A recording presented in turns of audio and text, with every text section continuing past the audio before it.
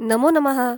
आज आपण इयत्ता 8वीचा वर्णानाम संवाद हा टॉपिक बघणार आहोत. यामध्ये वर्णानाम संवाद या टॉपिकचं स्पष्टीकरण आणि भाषाभ्यास दिलेला आहे.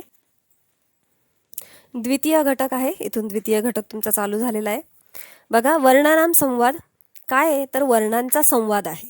याच्यामध्ये वर्णांचा संवाद दिलेला आहे 7व्या चॅप्टरमध्ये. तर वर्ण म्हणजे हे एक एक लेटर जे आहे ना, हे लेटर तुमच्याशी जे संवाद करताय, जे बोलताय, हे इथे दाखवलेलं आहे. तर पहिले त्यांनी स्वर दिलेले आहे. अ, आ, इ, ई, उ, ऊ, रू, रू, लू, ए, ऐ, ओ, औ. हे सगळे स्वर आहेत. बघा ते काय म्हणत आहे. वयम सर्वे स्वराहा. वयम म्हणजे आपण सगळे. ठीक आहे, आपण सगळे स्वर आहोत. रू रू लू एते अपि स्वराहा एव. तर हे तीन जे आहे ना, हे पण स्वर आहेत असं हे म्हणत आहे. आता तुम्हाला बघा, हे स्वर कधी तुम्हाला लक्षात आलं नसेल, पण रू आणि हा मोठा रू आहे. दोनदा दोनदा रू का दिसतंय असं वाटेल, पण हा रू आणि ह्या रू मध्ये थोडा डिफरन्स आहे. हा छोटा रू आहे आणि हा मोठा रू आहे. जसं की हा दीर्घ आहे, सॉरी, हा ऱ्हस्व आहे आणि आ दीर्घ आहे. छोटी मोठी, ऱ्हस्व ई दीर्घ ई, ऱ्हस्व उ दीर्घ उ. ठीक आहे, त्या पद्धतीने ऱ्हस्व रू आणि दीर्घ रू. ऱ्हस्व म्हणजे छोटा आणि दीर्घ म्हणजे मोठा. ठीक आहे, तर हे तीनही स्वरांमध्येच ॲड केले जातात. म्हणून त्यांनी म्हटलेलं आहे ऋग्वेदः ऋषीः आदीनाम शब्दानाम अग्रस्थाने रू इति स्वरः. म्हणजे ह्या जे शब्द आहेत ऋग्वेद, ऋषी, आदी म्हणजे इत्यादी एक्सेट्रा, तर ह्या शब्दांमध्ये अग्रस्थाने म्हणजे पहिल्या स्थानी, पहिल्या नंबरवर जो रू आहे तो रू काय आहे तर हा स्वर आहे असं ते सांगत आहे. तर बघा, स्वरांनी त्यांची ओळख करून दिलेली आहे. पुढे एक डॉट दिसतोय आणि इकडे 2 डॉट आहे, बरोबर. तर ह्या जो डॉट आहे याला म्हटलं जातं अनुस्वार आणि हा जो डॉट आहे याला म्हटलं जातं विसर्ग. तर हे काय बोलताय बघा, अहम अनुस्वारः म्हणजे मी अनुस्वार आहे.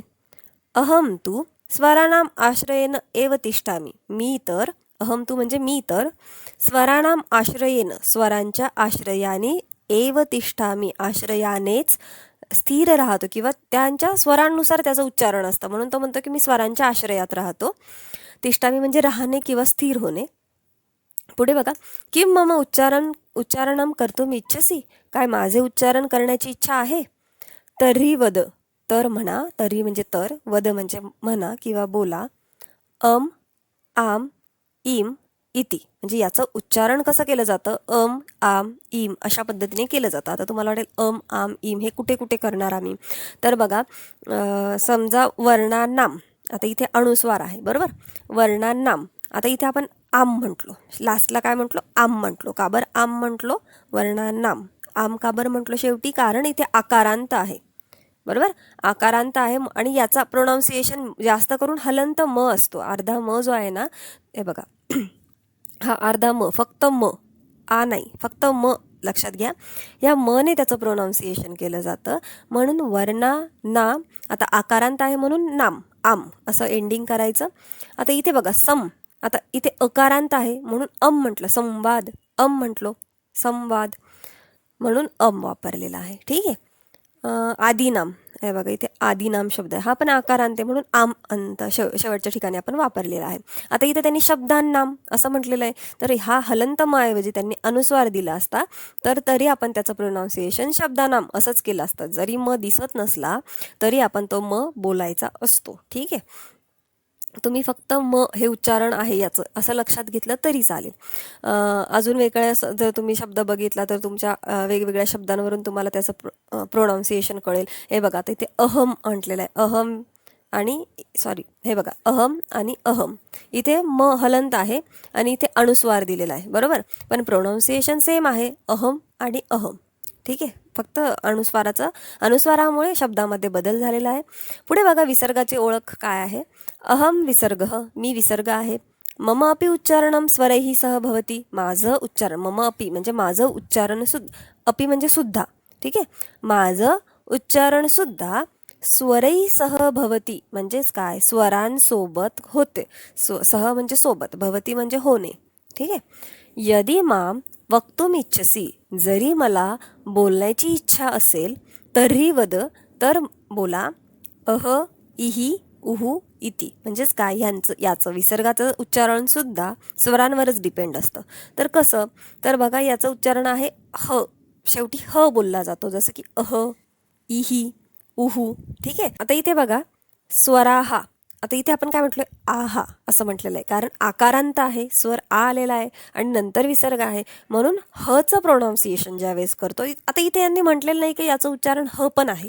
ठीक आहे, पण तुम्ही लक्षात घ्या की याच्या उच्चारणामध्ये हचा प्रोनाऊन्सिएशन होतो, जसं की स्वराहा. आता इथे हा म्हटलो आपण, स्वराहा.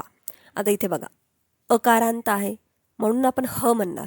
हचा हा केला तर आकारांत, ह केला तर अकारांत, बरोबर. ऋग्वेदः, ऋग्वेदः. इकडे बघा ऋषीही, इकारांत आहे म्हणून ही, हला वेलांटी, ऋषीही. लिहायचं नाही पण प्रोनाऊन्सिएशन असं करायचं आहे तुम्हाला. ऋषीही, स्वराहा, ऋग्वेदः, संवादः. आलंय लक्षात. अशा पद्धतीने आता इथे बघा इथे ऐ, ऐ हा स्वर लागलेला आहे. हे बघा इथला हा ऐ असतो ना, हा स्वर इथे लागलेला आहे, स्वरैही. आलं लक्षात. तर स्वरैही, कारण ऐ या स्वराने त्याचा अंत झालेला आहे म्हणून है असं झालंय, स्वरैही.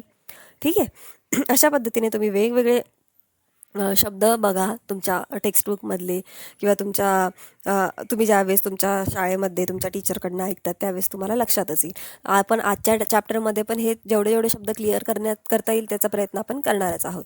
आत्ता आपण अनुस्वार आणि विसर्ग हे 2 गोष्टी बघितल्या आहे. पहिले स्वर बघितले, नंतर अनुस्वार आणि विसर्ग बघितला. आता आहे व्यंजन. ठीक आहे. तर इथे बघा व्यंजन दिलेली आहेत ही सगळी, क, ख, ग, घ, ग. तर तुम्हाला वाटेल की हे सगळी व्यंजन आम्ही ऑलरेडी शिकलेलो आहोत, लहानपणापासून आम्ही हेच शिकतोय आणि आता 8वीत येऊन पण आम्ही हेच शिकायचं का? तर हे का शिकायचं ते बघा.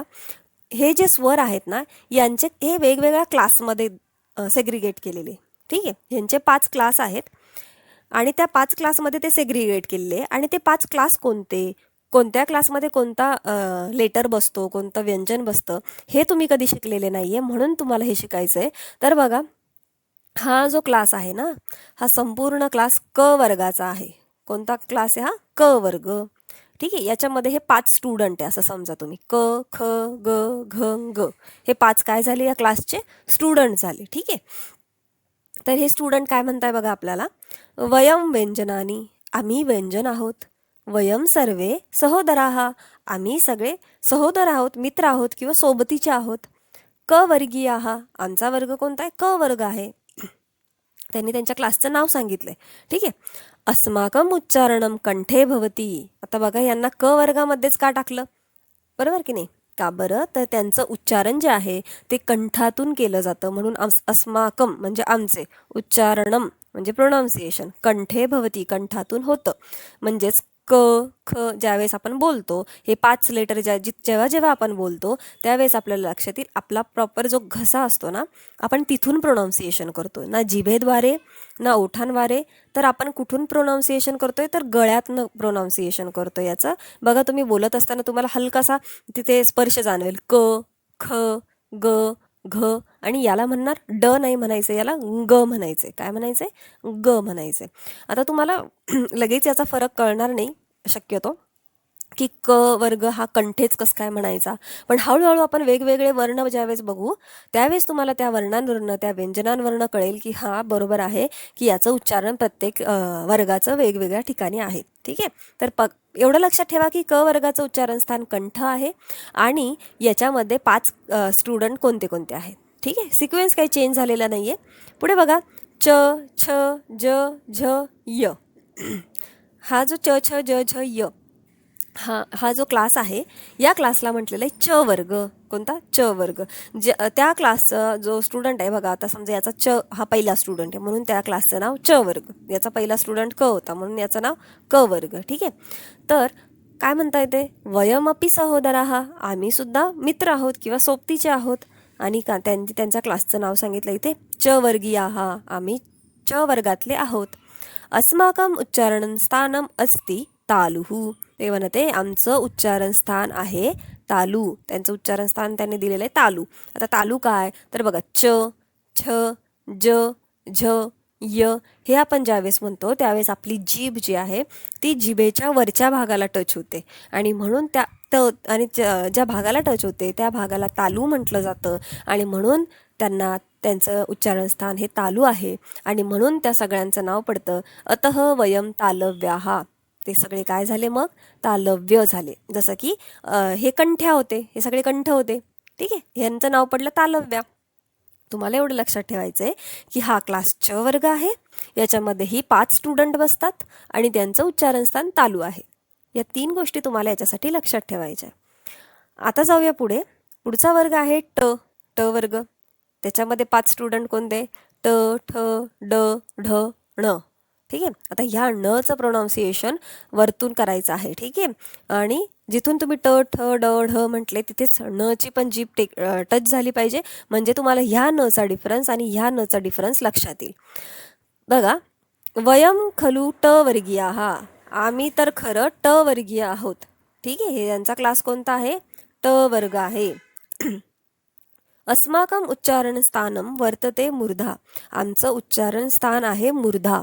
ठीक आहे. मूर्धा म्हणजेच काय तर तुम्ही ट ठ ज्यावेळेस तुम्ही म्हणत होते ना च छ ज झ य, याचं उच्चारण स्थान वेगळं होतं. थोडीशी जी किंचित मागे सरकते आणि याच्यावेळेस थोडी किंचित पुढे सरकते. बघा, ट ठ ड ढ ण. तर ज्यावेळेस ती दात आणि तालू, दातांची जागा किंवा हिरड्यांची जागा आणि तालू म्हणजे जिभेच्या एक्झॅक्ट वरती, जीभ जी सेंटरची जीभ असते ना त्याच्या एक्झॅक्ट वरती जी जागा आहे त्या त्यांच्यामधली म्हणजे हिरडी, आपले दात आणि जिभेच्या सेंटरची वरची बाजू, या दोघांच्या मधली जी थोडी पुढची जागा आहे तिथून आपण ट ठ ड ढ न म्हणतो आणि च छ ज झ य हे थोडं मागे म्हणतो. ठीक आहे. त्या मागच्या बाजूला तालू म्हटलं जातं आणि त्या पुढच्या बाजूला मूर्धा म्हटलं जातं. म्हणूनच अतः वयम मूर्धन्याहा, म्हणून ते काय झाले? मूर्धन्य झालं. इथंही तुम्हाला हेच लक्षात ठेवायचं आहे. हा ट वर्ग आहे, या ट वर्गामध्ये हे 5 स्टुडंट बसतात आणि यांचं उच्चारण स्थान मूर्धा आहे. आलंय लक्षात? पुढे बघा, त थ द ध न. आता हे त थ द ध न म्हणत असताना तुम्हाला लगेच लक्षात आलं असेल की आपली जीभ ना तालूला टच झाली आहे ना मूर्धन्याला टच झाली आहे. आपली जीभ थोडी पुढे दातांना टच झालेली. बघा, वयम त वर्गीयाहा, आम्ही सगळे त वर्गाचे आहोत. वयम दंत्याहा, आम्ही सगळं दंत्या आहोत. त्यांनी त्यांचं नाव सांगितलं की आम्ही सगळे दंत्या आहोत. जसं की हे मूर्धन्य होते तसं हे काय झाले? दंत्या झाले. का बरं? अस्माकम उच्चारणे जिव्हा दंतान स्पृशती. ते काय म्हणते की आमच्या उच्चारणाच्या वेळेस जिव्हा म्हणजे जीभ जी आहे ती दातांना, दंतान म्हणजे दातांना स्पर्श करते, म्हणून ते काय झाले? दंत्या झाले. तुम्ही बघा, त थ द ध न म्हणालात तर तुमची जीभ जिभेचं पुढचं टोक जे आहे ते बरोबर दातांना टच होतं. पुढे बघा, शेवटचा क्लास आहे प वर्ग. तर याच्यामध्ये हे 5 स्टुडंट बसतात. प फ ब भ म हे 5 स्टुडंट आहेत. वयम प वर्गीय हा, यांचा वर्ग प वर्ग आहे. अस्माकम उच्चारणे ओष्ठौ सम्मिलतः, म्हणजेच काय? आमच्या उच्चारणामुळे ओठ जे आहे ते मिळतात. सम्मिलतः म्हणजे मिळतात. ज्यावेळेस तुम्ही प म्हणता त्यावेळेस तुमची जीभ वगैरे किंवा दात वगैरे मध्ये नाही येत. प म्हणण्यासाठी तुम्हाला दोनही ओठ मिळवावे लागतात. फ म्हटले तरी तुम्हाला दोनही ओठ मिळवावे लागतात. ब भ म या सगळ्यांसाठी ओठ मिळवावे लागतात, म्हणून ते म्हणत आहे ओष्ठौ सम्मिलतः. बरोबर. वयम खलू ओष्ठ्याहा, म्हणून आम्ही तर खलू म्हणजे खरोखर आम्ही काय झालो? ओष्ठ्या झालो. याच्यामध्ये तुम्हाला हेच लक्षात ठेवायचं आहे. हा प वर्ग आहे, यामध्ये हे 5 स्टुडंट बसतात आणि यांचं उच्चारण स्थान ओष्ठ आहे म्हणजे ओठ आहे. बरोबर. पहिला वर्ग होता क वर्ग, नंतर होता च वर्ग, नंतर आहे ट वर्ग, त वर्ग, प वर्ग, असे 5 वर्ग आपण आत्ता बघितले आहेत.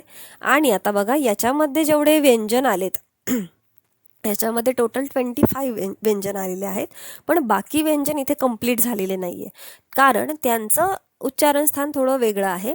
पण हे सिक्वेन्स वाईज हे बसतात, म्हणून इथे तुम्हाला ती सिक्वेन्स वाईज एवढेच दिलेले आहे. पुढे उरलेले व्यंजन दिलेले आहे. म्हटलेलं आहे य. य काय म्हणतोय? अहम तालव्य, मी तालव्य आहे.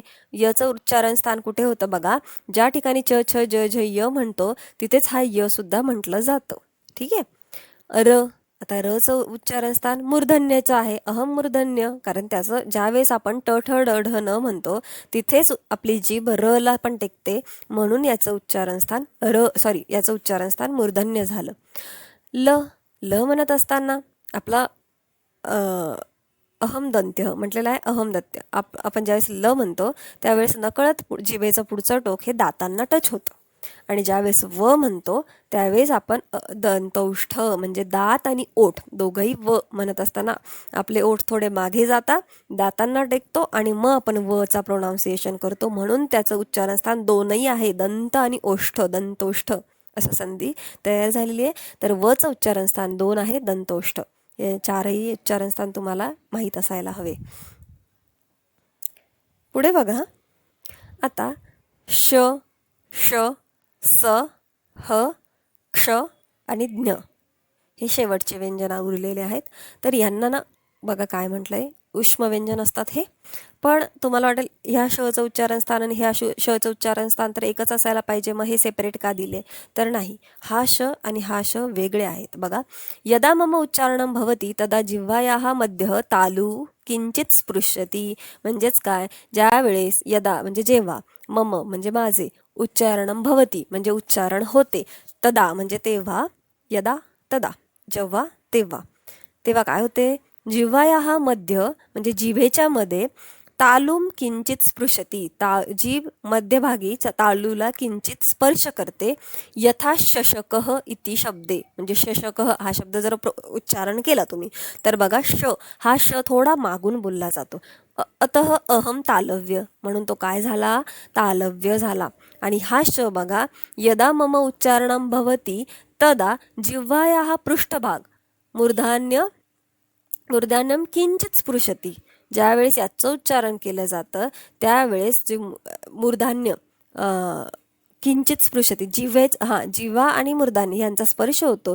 यथा षटकोन इति शब्दे अतः अहम मूर्धन्य. म्हणजे जर तुम्ही षटकोन म्हणालात तर तुम्हाला लक्षात येईल की जिभेचा टच जो आहे तो मूर्धन्याला होतो.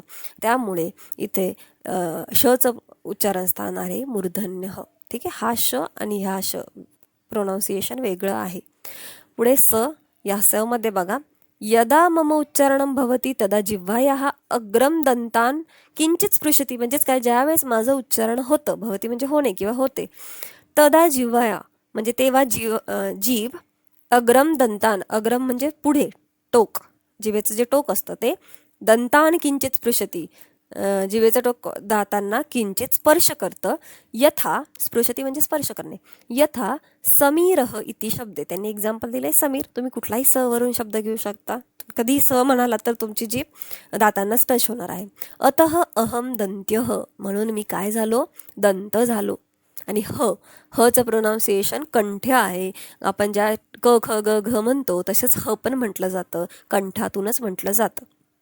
पुढे क्ष हा संयुक्त व्यंजन आहे. संयुक्त व्यंजन म्हणजे काय, दोन व्यंजनांनी बनवून जेव्हा कुठलं एक लेटर तयार होतं त्याला संयुक्त व्यंजन म्हटलं जातं. बघा, क आणि श, क प्लस श काय झालेलं आहे, क्ष तयार झालेला आहे.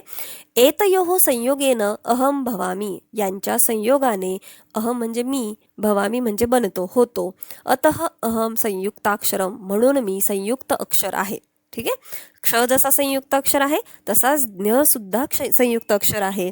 बघा, ज्ञ काय म्हणते, ज प्लस य. आता हा य कोणता आहे, नीट बघा, हा य जो आहे तो ट ठ ड ढ न सॉरी च छ. आता शेवटी बघा पुढे ज्ञ जो दिलेला आहे हा ज्ञ संयुक्त व्यंजनच आहे. म्हटलेला आहे ज प्लस य. हा य जो आलेला आहे हा य च छ ज झ य इथून आलेला आहे, म्हणून ज प्लस य तयार होतोय ज्ञ. म्हणत आहे एतयोः संयोगेन अहम भवामी, म्हणजेच काही यांच्या ह्या दोघांच्या संयोगाने अहम म्हणजे मी होतो. अतः अहम अपि संयुक्ताक्षर. अतः म्हणजे म्हणूनच, अहम अपि संधी आहे, अहम प्लस अपि, मी सुद्धा, अपि म्हणजे सुद्धा, संयुक्ताक्षरम संयुक्त अक्षर आहे. जसं क्ष आणि ज्ञ हे दोन संयुक्त अक्षर आहे त्याच पद्धतीने बघा त्र हा जो शब्द आहे त्र सुद्धा संयुक्त अक्षरांमध्येच गणला जातो. त प्लस र या दोन लेटर्स पासून त्र शब्द तयार होतो. त्र सुद्धा संयुक्त अक्षर आहे. तुम्हाला आता टेक्स्टबुकमध्ये दिलेलं नाहीये पण तुम्हाला माहीत असायला हवं म्हणून मी तुम्हाला सांगून ठेवते. हा तुमचा चॅप्टर होता आणि आता आपल्याला जायचंय भाषाभ्यासकडे.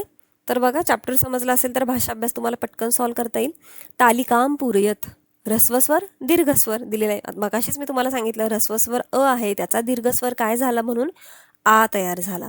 छोटी ई हा ह्रस्व असतो म्हणून दीर्घस्वर काय झाला, मोठी ई. बघा ह्रस्व आ दीर्घ, ठीक आहे. छोटी ई ह्रस्व, मोठी ई दीर्घ, छोटा उ ह्रस्व, मोठा उ दीर्घ आणि छोटा रू ह्रस्व, मोठा उ दीर्घ, ठीक आहे. क्वेश्चन नंबर 2 बघा काय आहे. सगळे सिंपल क्वेश्चन आहेत, फक्त नीट लक्ष देऊन जर तुम्ही सॉल्व केले किंवा बघितले तर तुम्हाला डिफरन्स लगेच कळेल. अधोदत्तेषु वर्गेषु योग्यम वर्णम लिखत. अधोदत्तेषु म्हणजे खाली, वर्गेषु म्हणजे वर्गांमध्ये, योग्यम वर्णम लिखत. खाली तुम्हाला क्लासेस दिलेले, मग अशा आपण जी 5 क्लास बघितली क च ट.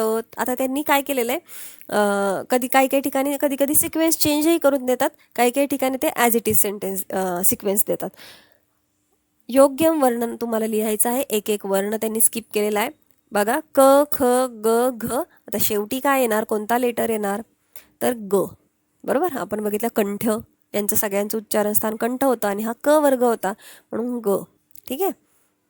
च छ ज झ य, शेवटी य येणार आहे, बरोबर. हा य. हे आता इकडे जे दिले ना यांना अनुनासिक म्हटलं जातं. हे पण तुम्हाला एक्स्ट्रा माहीत असायला हवं म्हणून तुम्हाला सांगते की यांना अनुनासिक असं म्हटलं जातं. ट ठ ड ढ आणि इथे ण येणार आहे. याचा णचा प्रोनाऊन्सिएशन तुम्हाला ट ठ ड ढ जिथून केला, जीभ ज्या ठिकाणी स्पर्श केली त्याच ठिकाणी ह्या णला पण बोलत असताना जीभ स्पर्श करायची आहे. बघा हा ण याचं उत्तर आहे. आणि त थ द ध न. आता ये त थ द ध न म्हणत हे म्हणत असताना ज्या वेळेस आपली जीभ दातांना टच झाली त्याच पद्धतीने मुर्द्याला टच झाली त्याच ठिकाणी आपली न म्हणत असताना पण जीभ टच झाली पाहिजे. आणि शेवटचा वर्ग आहे प वर्ग, याचा शेवटचा लेटर आहे म. प फ ब भ म, ठीक आहे. हा सेकंड क्वेश्चन होता. जरी तुम्हाला सिक्वेन्स चेंज करून दिला, शेवटचा अक्षर विचारण्याऐवजी मधलं सेकंड थर्ड कुठलंही लेटर विचारलं तरी तुम्हाला माहीत असायला हवं तो सिक्वेन्स काय आहे. थर्ड क्वेश्चन आहे अधोदत्तान शब्दान पश्यत पठत उच्चारण भेदनम अवगच्छत. बघा या शब्दांना तुम्हाला पश्यत म्हणजे बघा, पठत म्हणजे बोला आणि उच्चारण भेदन अवगच्छत म्हणजेच काय, हे तुम्ही ज्यावेळेस बघता मग बोलता त्यावेळेस तुम्हाला उच्चारण भेद म्हणजे त्यांचा प्रोनाऊन्सिएशनमध्ये काय काय डिफरन्स आहे हा तुम्हाला माहीत होतो किंवा हा तुम्ही माहीत करून घ्या असं तुम्हाला सांगितलंय. म्हटलेलं आहे आशय. तर आशय म्हणत असताना या शचा प्रोनाऊन्सिएशन वेगळा होतो आणि विषय म्हणत असताना ह्या शचा प्रोनाऊन्सिएशन वेगळा होतो, ठीक आहे. मशक आणि मुशकह, काही शब्द आपल्याला सेम वाटतात पण डिफरन्स असतो. मशकह आणि मुशकहमध्ये बघा काय डिफरन्स आहे. मशकह म्हणजे मॉस्किटो आणि मुशकह म्हणजे माऊस किंवा रॅट, ठीक आहे. सकलह आणि शकलह यामध्ये पण डिफरन्स आहे. स आणि शचं उच्चारण स्थान वेगळं आहे. सकलह बघा, सकल म्हणजे सगळं ऑल ओव्हर, ठीक आहे. आणि शकलह म्हणजे पीस, ठीक आहे, शांती. अशा पद्धतीने थोड्या लेटर्सवरनं मोठा डिफरन्स तयार झालेला आहे. पुढे बघा समूहेतरम वर्णम चिनुत म्हणजेच काय, ऑड मॅन आउट असा क्वेश्चन आहे हा. ऑड मॅन आउट करायचं आहे तुम्हाला इथे. चौथ्या क्वेश्चनमध्ये म्हटलेलं आहे क ख ग ग आणि ठ. तर आपल्याला लगेच लक्षात येतं प्रोनाऊन्सिएशन करत असताना यांचा सगळ्यांचा सिक्वेन्स सेम वाटतो, बोलण्याची जागा सेम वाटते आणि ठ बोलल्यानंतर आपलं प्रोनाऊन्सिएशनमध्ये थोडा फरक पडतो म्हणून हा ठ जो आहे तो ऑड मॅन आउट झाला, ठीक आहे. प छ फ म भ. आता इथेही कळेल आपल्याला की यांचं सगळ्यांचं उच्चारण स्थान ओष्ठ आहे पण छचं उच्चारण स्थान ओष्ठ नाही आहे म्हणून हा छ ऑड मॅन झाला. थर्ड बघा ई ए उ क्ष आणि ओ.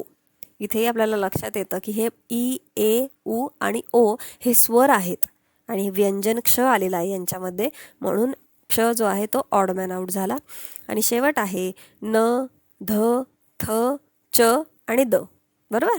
तर यांच्यामध्ये उच्चारण करत असताना तुम्हाला लक्षात आलं असेल की चचं उच्चारण स्थान हे वेगळं झालं म्हणून आपला च जो आहे तो ऑड मॅन आउट झाला. तुम्हाला याच्यामध्ये ऑड मॅन आउटचे क्वेश्चन तुम्हाला विचारले गेले तर तुम्हाला स्वर व्यंजनवरून विचारले जातील, जसं की इथे तुम्हाला सगळे स्वर दिले आणि एक व्यंजन दिलं, किंवा जास्त करून तुम्हाला उच्चारण स्थानांवरनच प्रश्न विचारले जाणार आहेत, ठीक आहे. हे बाकी उरलेले 3 जे होते ते उच्चारण स्थानांवरनं आपण ओळखलेले आहे, त्याच्यामुळे तुम्हाला त्यांचा वर्ग आणि उच्चारण स्थान माहीत असणं गरजेचं आहे. पुढचा प्रश्न बघा, शुद्धम शब्दम चिनुत म्हणजेच काय, शुद्ध शब्द तुम्हाला सिलेक्ट करायचा आहे. रुचा आणि रुचा आता यामध्ये बघा ऋचा म्हणजे काय, तर ऋग्वेदाच्या किंवा जे कुठले वेद असतात त्यांच्या ओळी असतात त्यांना ऋचा म्हटलं जातं. तर हा ऋचा शब्द त्याच्यासाठी योग्य मानला जातो. पृथ्वी आणि पृथ्वी, तर तुम्हाला हा शब्द तर बराच परिचित असतो. पृथ्वी शब्द आपण बऱ्याच ठिकाणी बघतो, त्यामुळे तुम्हाला लगेच लक्षात येईल की पृथ्वी हा शब्द जो आहे तो योग्य आहे. बरोबर, हे बघा ऋचा, नेक्स्ट आहे पृथ्वी. थर्ड आहे ऋणम आणि ऋणम. हा सुद्धा आपण शब्द बघितलेला असतो. ऋण म्हणजे कुणाचे तरी आपल्या ऋण असतात किंवा उपकार असतात, त्या अर्थाने इथे वापरलेला आहे ऋण शब्द. ऋणम आणि ऋणम, तर आपल्याला लगेच लक्षात येतं की हा ऋणम शब्द योग्य आहे. ठीक आहे. रुग्ण असेल तर रुग्णासाठी म्हणजे जो रोगी असतो, तो आजारी किंवा पेशंट आहे, रुग्ण आहे, त्याला हा रू वापरला जातो. ऋणम असेल तर हा रू वापरला जातो. फोर्थ आहे ऋषी आणि ऋषी. याच्यामध्ये आपल्याला डिफरन्स लगेच कळतो. हा ऋषी शब्द योग्य आहे. ठीक आहे, हे बघा इथे. आणि शेवट आहे विश्वास आणि हा विश्वास. तर इथे विश्वासः हा शब्द योग्य आहे, म्हणूनच विश्वासः. ठीक आहे. पुढचा क्वेश्चन आहे शब्दकोशे ज्ञानम तथा क्षमा इति शब्दद्वयम अन्विषत. शब्दकोशे म्हणजे तुमच्या शब्दकोशात डिक्शनरीमध्ये तुम्हाला काय करायचे, ज्ञान आणि क्षमा या दोन शब्दांना सापडायचं आहे, ज्ञान आणि क्षमा. ठीक आहे. तर बघा आता हे दोनच शब्द का दिले, तर याच्या मागे दोन रिझन्स आहेत. आपण मगाशीच बघितलं ज्ञ आणि क्ष हे संयुक्त व्यंजन आहेत. तर तुम्हाला हे माहीत पण असायला पाहिजे की ज्ञ कसा बोलला जातो आणि क्ष हा म्हणजे तयार कसा होतो. तर ज्ञ जो आहे तो शब्द ज आणि य मिळून तयार झालेला आहे. ज य प्लस अ, स्वर तर लागणारच शेवटी. बरोबर, ज प्लस य प्लस अ हे मिळून ज्ञ शब्द तयार होतो. आणि त्या ज्ञानम शब्दाचं मिनिंग आहे नॉलेज. ठीक आहे, तुम्ही डिक्शनरीमध्ये बघितलं तुम्हाला ज्ञान म्हणजे काय, नॉलेज. आणि क्षमा, क्षमा या शब्दाला जो क्ष आहे तो क प्लस श प्लस अ या शब्दावरून तुमचा क्ष हा शब्द तयार झालेला आहे. बऱ्याच वेळेस ह्या प्रश्नामध्ये मुलं कन्फ्यूज होता की इथे श कोणता लिहायचा, त्याच्यामुळे उत्तर चुकतं. क नंतर जो श येतो तो हा षटकोनाचाच श आला पाहिजे. तुम्ही तो दुसरा श जर लिहिला तर तुमचं उत्तर चुकणार आहे. क प्लस श प्लस अ क्ष तयार होतो. आणि क्षमा या शब्दाचा अर्थ होतो फॉरगिव्हनेस किंवा माफी. ठीक आहे, तुम्हाला हे दोनही वर्ड याच्यासाठीच दिलेले होते की संयुक्त व्यंजन आहेत म्हणून तुम्हाला डिफरन्स कळावा म्हणून, आणि त्याचबरोबर तुम्हाला ते शब्दकोशामध्ये सापडावे म्हणून पण. पुढे बघा, शेवटचा क्वेश्चन आहे अनुपठत. काय म्हटलंय, अनुपठत म्हणजे तुम्हाला बोलायचं आहे, हे शब्द फक्त उच्चार करायचे आहे. देवह, आता हे उच्चारण करत असताना तुम्हाला विसर्गाचं फरक कळेल इथे की विसर्ग कसा प्रोनाऊन्सिएशन केला जातो. आता हा अकारांत आहे म्हणून त्या हचं प्रोनाऊन्सिएशन विसर्गाला प्रोनाऊन्सिएशन ह असतो, पण त्याला पण अंत ओळखता आला पाहिजे. म्हणजे अकारांत आहे म्हणून ह म्हणणार देवह. मालाहा, आता आकारांत आहे म्हणून हा म्हणणार मालाहा. लिहायचं नाही पण बोलायचं असतं ते मालाहा. कवी, आता इकारांत आहे म्हणून याला आपण ही म्हणणार ही, कवी ही. इथे मोठा ई आहे, नदीला मोठा ई आहे म्हणून मोठी ई म्हणणार नदी ही. मती ही, इथे उकारांत आहे म्हणून उहू म्हणणार. ठीक आहे, भानुहू. धेनुहू, इथे ऐ आलेला आहे म्हणून हई म्हणणार देवई ही. इथे ओ आलेला आहे नद्यो हो, इथे ए आलेला आहे मते हे, आणि इथे औ आलेला आहे गौहू. इथे ग जो आहे याला औ जो आहे याला विसर्ग आहे गौहो. ठीक आहे, अशा पद्धतीने यांचं प्रोनाऊन्सिएशन तुम्हाला करायला लावलेलं आहे.